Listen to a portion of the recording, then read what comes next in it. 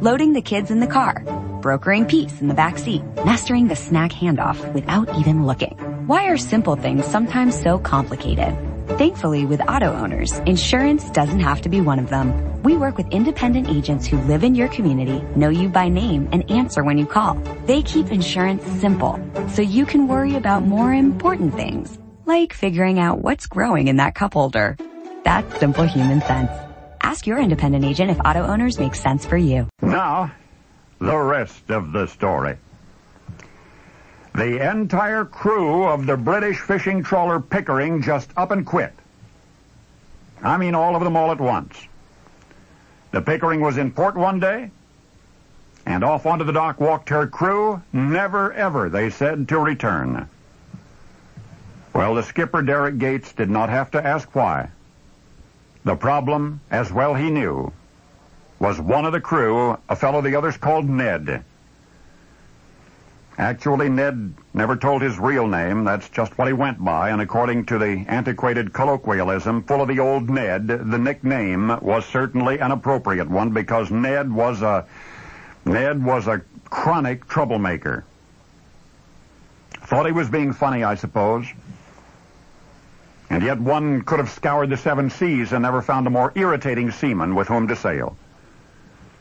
They're still talking about Ned's first tour of duty on the Pickering, about his first practical joke.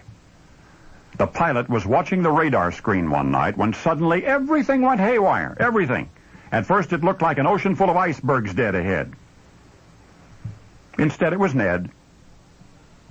Now, mind you, nobody ever actually caught him tampering with the equipment. Nobody ever really caught him in the act. In fact, no one even suspected Ned was behind that snafu until the radar went on the blink the next night at the same time. And the next night. And the next night. And the one after that. They also blame Ned for a prank involving the steering. The boat would just start going in circles for no apparent reason at all. And the crew still can't figure out how Ned rigged the rudder to make it do that. Just go in circles. After a while, the practical jokes grew increasingly annoying. For example, the crew would all be fast asleep, when Ned, they said, would flick the lights on and run. And there were cold evenings, when Ned somehow tinkered with the heating system, made the cabins get colder and colder. Even as his shipmates turned up the heat, the cabins got colder and colder. But this is the rest of the story.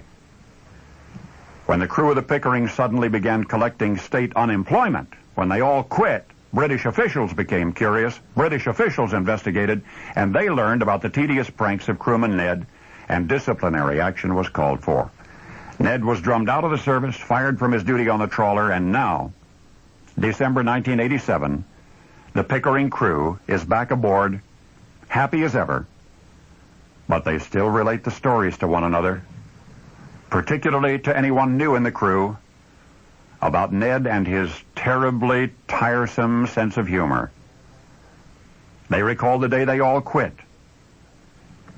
And the day after that, when an Anglican priest was called aboard to sprinkle holy water throughout the vessel, and it was he, the priest, who commanded Ned to depart.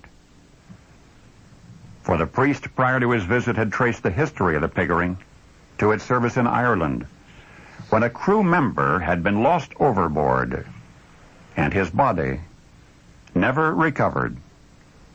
Now, you can believe what you will of the trawler's later troubles, and the way they suddenly stopped.